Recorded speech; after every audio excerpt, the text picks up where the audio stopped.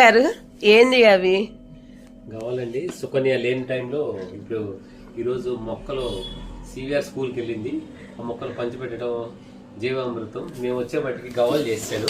Video తీయాలి కదండి, నేను పెట్టేదాన్ని కదా. నేను వచ్చేసరికి మా బ్లెస్సీ శేఖర్ గారు చేశారు. ఈ డబ్బాలేంటి? ఈ డబ్బాలు ఏంటంటే ఎవరన్నా సరే సుకన్యకి, బెన్నీకి, బ్లెస్సీకి అండి.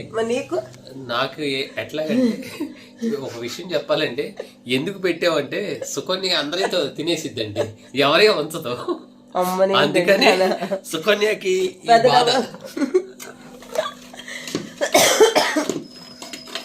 మరి నీకు నేను తినలేండి. మాకు చేసి పెట్టడం వరకే నీ వంతు. అందరికి సమన్యాయం చేశారు మా శేఖర్ గారు.